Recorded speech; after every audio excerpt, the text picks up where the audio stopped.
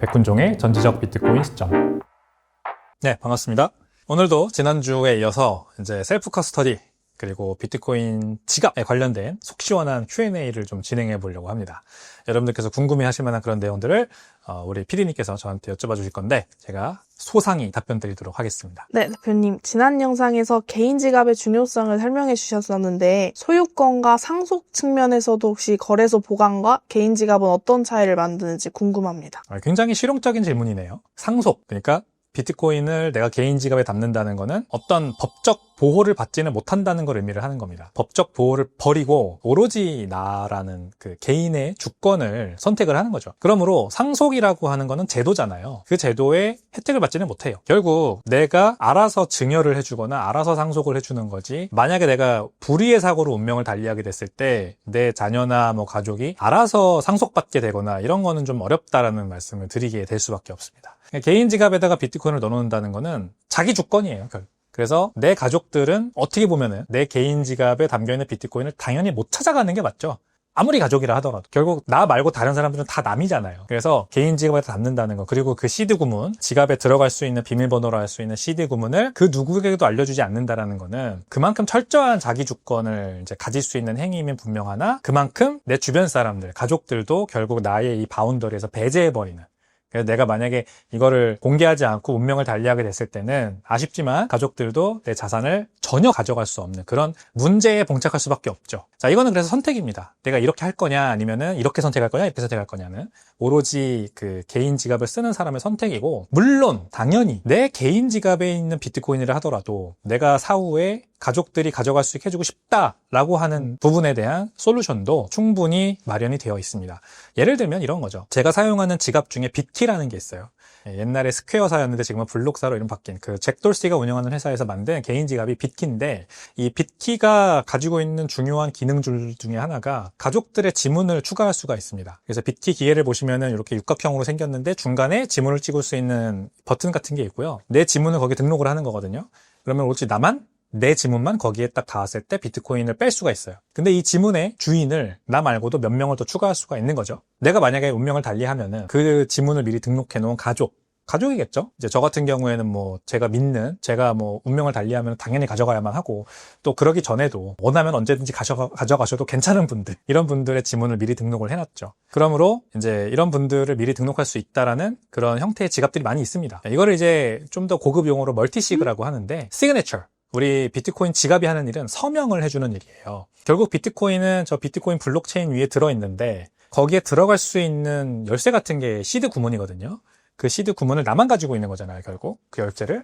근데 이 열쇠, 그 열쇠가 하는 게 바로 서명입니다, 서명. 이거 내 거야 하고 서명을 하면은 문이 열리고, 이거 내 거야 하고 서명을 하면은 비트코인이 빠져나오고, 이 기능을 하는 건데, 이 기능을 하는 기계에다가 여러 개의 서명자들을 추가를 하는 거죠. 그래서 멀티시그라고 합니다. 이런 형태로 소유권, 지갑의 소유권을 여러 사람이 공동 관리하게 할 수 있어요. 보통은 그래서 3명을 등록을 하고 3명 중에 2명이 승인을 하면은 출금이 되게 하는 형태로 많이 씁니다. 그거를 3분의 2 멀티시그라고 하고, 그거를 뭐 5분의 4, 6분의 3, 10분의 3, 10분의 4, 10분의 5 이렇게 다 만들 수 있어요.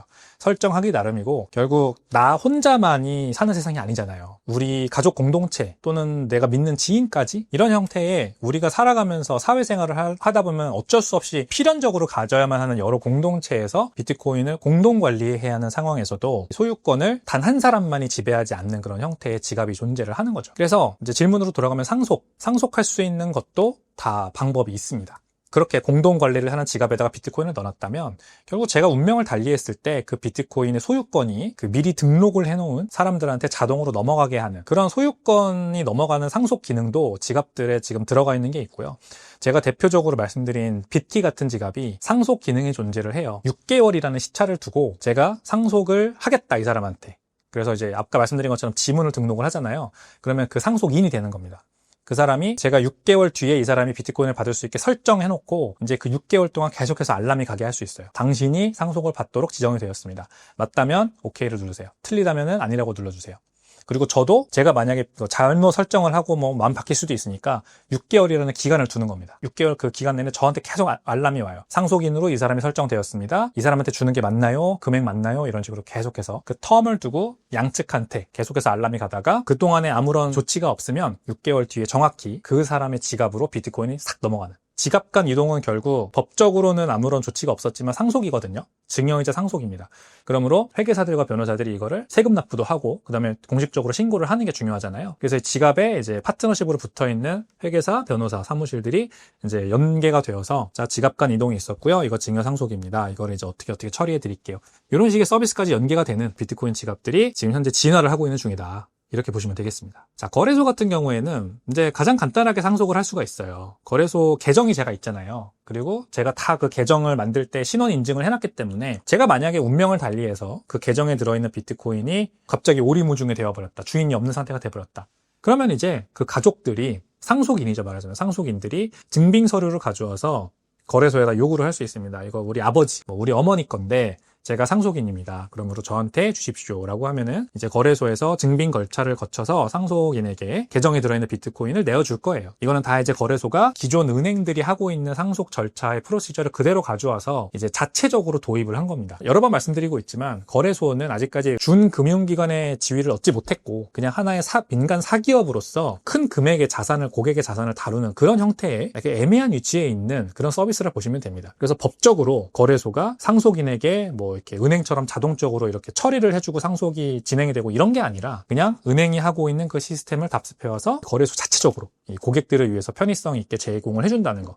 그래서 아마 은행을 통해서 상속을 하신 분들 입장에서 봤을 때는 좀 뭔가 절차가 불투명하고 좀 이상하다라고 느끼실 수 있을 것 같아요. 근데 이것도 뭐 앞으로 점차 개선이 될 거다. 이렇게 보시면 좋을 것 같습니다. 그럼 만약에 대표님은 비트코인을 이제 가족에게 남기는 자산이라고 보신다면 혹시 어떤 원칙으로 상속 보관 구조를 설계하실 것 같으신가요? 일단 여기에서 벌써 갑론을박이 있을 것 같은데 왜 가족들한테 비트코인을 주냐라고 하는 분들도 있을 거고 당연히 가족한테 비트코인을 줘야지 하는 분들도 있을 것 같아요. 제가 예전에 비슷한 내용의 영상을 올렸을 때 많은 댓글이 달리더라고요. 근데 이제 저는 오해하시면 안 되는 게 가족이라는 존재야말로 제일 중요한 존재입니다. 저한테는. 제 모든 걸 내어주어도 아깝지 않은 그냥 진짜로 지금 당장 제 가족들이 제 지갑에서 몰래 가지고 나가도 저는 어쩔 수 없다고 생각합니다. 그게 내가 가족을 믿은 결과라면 어쩔 수 없는 거죠. 응당 치러야 할 결과인 거죠. 그거를 사람들이 이제 오해하고 곡해를 하더라고요. 근데 그러면 안 돼요. 우리가 그렇게 믿을 수 있는 사람도 주변에 없는 상태로 살 수는 없어요. 그죠? 나 혼자 사는 세상이 아니잖아요. 어느 정도는 개인주의가 반드시 작동을 해야 되지만 어느 정도는 사회적 동물이기도 합니다. 그래서 비트코인이라는 것도 결국 나와 함께 내 가족들이 더불어 잘 살기 위해서 축적을 하는 거고 투자를 하는 거라면 내가 죽었을 때 잘못됐을 때 가족들이 그거를 응당 가져갈 수 있게 조치를 취해놓는 게 저는 당연하다고 봅니다. 그래서 개인 키를 멀티시그 형태로 나눠놓고 가족들이 내가 원하든 원하지 않든 가져갈 수 있게 해줘요. 저는 그 시스템을 구축을 해놓는 거죠. 이번에 VOD 기반으로 다시 시작하는 셀프 커스터디 마스터 클래스에서 가장 중점적으로 다룰 블록스트림 제이드라고 하는 지갑도 부가 기능을 통해서 멀티시그라는 거를 설정할 수가 있습니다. 3분의 2. 그러니까 3명을 지갑에 등록을 해놓고 그중에 2명이 승인을 하면은 비트코인이 출금되는 구조죠. 그러니까 3명 중에 1명이 만약에 운명을 달리하면 그러면 이제 2명이 서명을 해서 가져나갈 수가 있는 겁니다. 그러니까 이 3명은 당연히 엄청 믿는 사이여야겠죠. 가족이어야 한다는 게 꼭 그래야만 한다는 건 아니에요. 이 3명이 믿는 관계라는 게 중요한 겁니다. 만약에 회사를 운영하는데 3명이 공동 창업자라면 주주간 계약서라는 게 있을 거예요. 그래서 서로한테 뒤통수를 치거나 신의를 다하지 못하면은 법적인 책임을 져야겠죠. 그러므로 믿는 사이라고 가정할 수 있는 거고 이 세 사람한테는 그 지갑의 3분의 2 멀티시그가 적용될 수가 있겠죠. 저는 예를 들어서 저희 와이프, 저희 어머니, 아버지 이렇게 3명을 저와 함께 이렇게 멀티시그로 등록을 해놓고 제가 만약에 잘못되면은 그 사람들 중에 2명이 서명을 하면은 자기들이 가지고 있는 키로 서명을 하면은 비트코인 출금되게 해놓으면 되는 겁니다.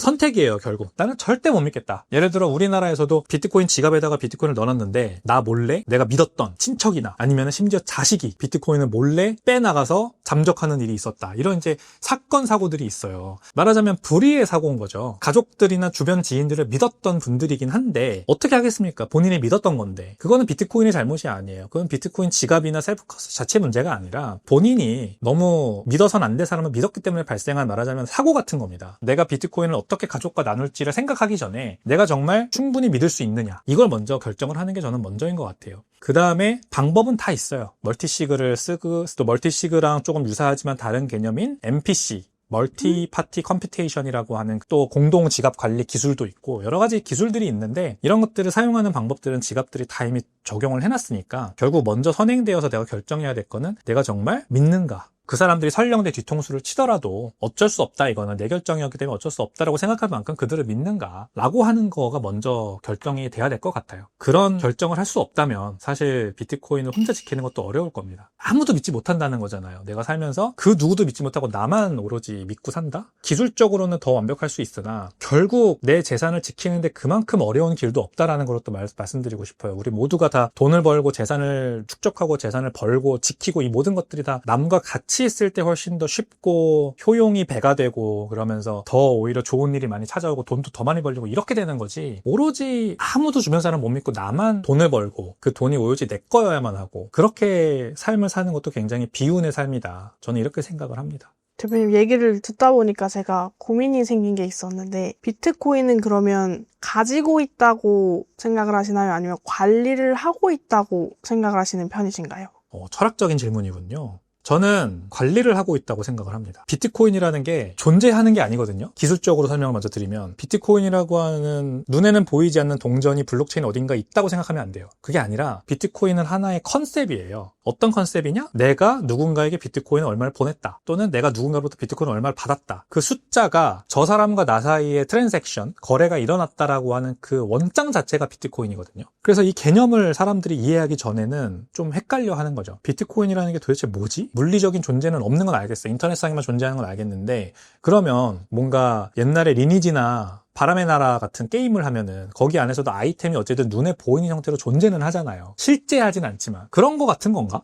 옛날에 디아블로2 뭐 조던링 같은 거, 내 캐릭터가 실제로 뭐 낄 수 있고 그거 자체가 그래서 가치를 가지고 이런 건가? 라고 생각을 하시는데 그런 것도 아니에요. 사실 그렇게 존재하는 것도 아닙니다. 비트코인이라는 거는 오로지 수학적인 그 공식에 의해서 총 2100만 개라고 하는 그 최종 숫자를 향해서 계속 가고 있는 그 무언가고, 그 안에서 내 지갑 주소가 있고 상대방의 지갑 주소가 있고 다른 사람이 내 지갑 주소로 몇 개의 비트코인을 보냈다라고 하는 그 숫자, 그 숫자와 내가 또 보냈다라고 하는 그 숫자, 그것들이 쌓이고 있는 그 원장 자체, 그 트랜잭션 내역이 쌓이고 있는 원장 자체가 비트코인입니다. 그러므로 비트코인이라고 하는 그 동전 개념의 비트코인은 존재하는 게 아니거든요. 그러므로 소유했다고 보기가 되게 어려워요. 내가 비트코인을 보관하고 있다? 라고 보는 게 기술적으로 봐도 되게 어려운 사실 설명이고요. 그렇게 그냥 이해할 뿐이죠. 최종적으로 수많은 트랜잭션을 거쳐서 내 지갑에 비트코인이 몇 개가 들어왔다라고 하는 그 기록이 있으므로 그 기록 자체가 내가 비트코인을 몇 개 소유하고 있다라는 걸로 귀결되는 겁니다. 근데 사실 따지고 보면은 나는 그냥 그 원장이라고 하는 거를 믿고 그게 흔들리지 않는다, 절대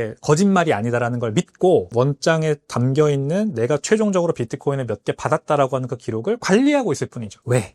내가 관리를 안 하면 거기에서 비트코인이 몇 개가 더 빠져나갈 거니까. 최종적으로 나는 이제 내 지갑에 들어왔다라고 하는 그 비트코인의 기록을 믿고, 그 다음에 그 지갑에 들어갈 수 있는 키라고 할 수 있는 시드 구문이라는 거를 절대 해킹당하거나 유출되지 않게 잘 지키면서 보관하고 있다라고 보는 게 저는 더 맞는 개념이라고 생각을 합니다. 근데 역설적이게도 그렇게 하다 보면 자연스럽게 내가 비트코인을 소유하고 있다는 그런 생각이 들기도 해요. 왜냐면 이걸 내가 소유하지 않고 있다면 그 어디에서도 쓸 수가 없을 텐데 이제는 쓸 수 있는 용처들이 막 생겨나고 있거든요. 그래서 제가 가끔 제 유튜브 채널에다가 공유해드리는 더 벤티 종로 르메이르점 커피숍인데, 거기에 가면은 비트코인으로 결제를 받아주세요, 사장님이. 그러므로 제가 이제 비트코인을 관리한다고 느끼고 있는 포인트가 이제 소유한다는 개념으로 넘어가는, 느끼게 되는 포인트인 거죠. 진짜로 비트코인이 내 지갑에 들어와 있다고도 느껴진다. 실제로 쓸 수 있으니까. 비트코인이 지갑에 들어있는 비트코인을 저 사람한테 보냄으로써 나한테 커피가 손에 쥐어지니까 이거는 내가 돈을 갖고 있는 것 같은 개념이 맞구나, 이런 겁니다.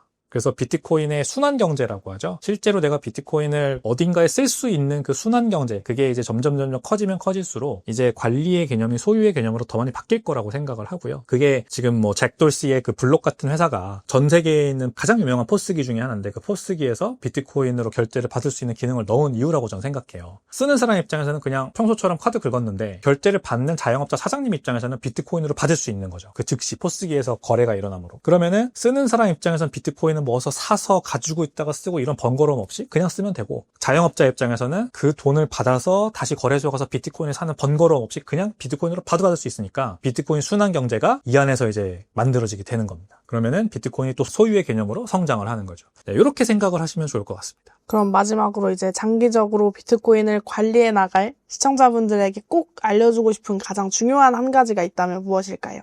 장기적으로 비트코인을 모아나가는데 제일 중요한 거는 거래소에다 비트코인을 축적하지 말자. 그게 가장 기본적이고 중요합니다.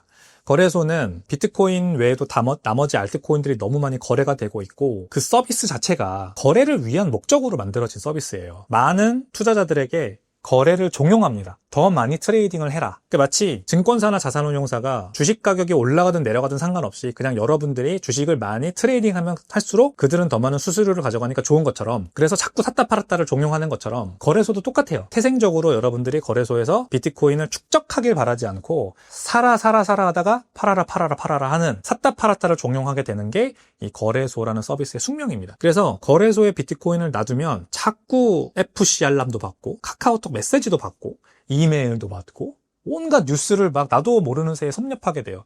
그래서 사야 되나?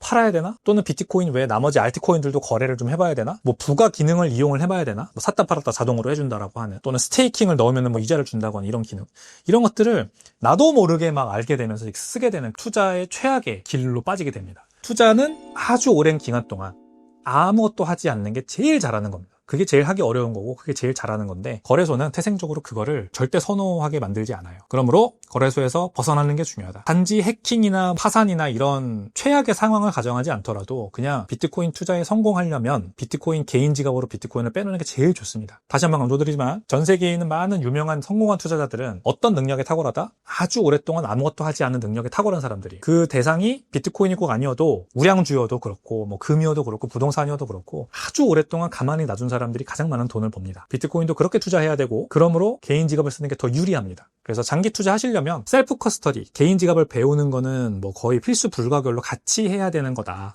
이렇게 생각을 하시는 게 좋을 것 같아요. 거기에다 플러스 덤은 내 온전한 주권을 찾을 수 있다는 거. 살다 보면 진짜 많은 일이 발생하거든요. 어쩌면 진짜 제가 지금 당장 국내에 있는 자산들을 다 정리하고 외국으로 가야 되는 상황이 발생할 수도 있어요. 그게 뭐가 됐든, 이유가 뭐가 됐든. 우크라이나에 사는 저 국민들은 갑자기 러시아와 전쟁이 터져서 저렇게 망명을 해야 되고 이런 일이 발생할 줄 알았을까요? 근데 그런 일이 발생을 하잖아요, 실제로. 그러면 비트코인만큼 유리한 게 없어요. 모든 것들이 다 등기도 쳐야 되고 뭐 법적으로 구속되어 있고 다 이런 한계가 존재하는데, 비트코인은 정말 말 그대로 그냥 머릿속에 저장하고 어디든지 가면 되는 자산이라서, 내가 만약에 유사시가 발생했을 때 100%의 재산을 아주 간단한 방법으로 올구지시킬 수 있는 또 다른 수단이 있나? 할 정도로 정말 유리한 측면을 가지고 있습니다. 그래서 비트코인을 투자하면 투자할수록 금융 주권이라는 게 뭔지를 깨달으면서 더 선진화된 그런 시민으로 성장할 수 있는 그런 경험도 하시게 될 거다, 그런 생각이 들어서요. 거래소에서 빠져나와서 개인 지갑으로 비트코인을 옮기자라는 거를 강조드리고 싶네요. 네, 오늘도 개인 지갑에 대해서 여러 가지 얘기를 나눠봤는데요. 일단 뭐 상속, 그 다음에 공동관리, 그 다음에 비트코인을 보관하는 거냐 관리하는 거냐, 비트코인 관련해가지고 장기 투자하려면 어떻게 해야 되냐, 뭐가 제일 중요하냐, 이런 것들 다 여러분들께서도 평소에 한 번씩은 어떻게 생각하는지 고민해본 그런 포인트들일 거라고 생각합니다. 그래서 오늘 좀 시원한 답변이 됐으면 좋겠고, 만약에 또 추가적으로 궁금한 게 있으시다면 댓글을 통해서 이렇게 남겨주시면은 제가 열심히 대댓글로 말씀드리도록 하겠습니다. 비트코인에 대한 오해, 개인 지갑에 대한 오해, 셀프 커스터디에 대한 부정적인 인식, 이런 것들이 제 채널을 보시는 분들 사이에서는 적어도 많이 좀 타파되었으면 하는 바람이고요. 그래서 저는 앞으로도 계속해서 이런 콘텐츠 전달해 드리도록 할게요. 저는 다음 시간에 더 재밌는 내용으로 찾아오겠습니다. 감사합니다.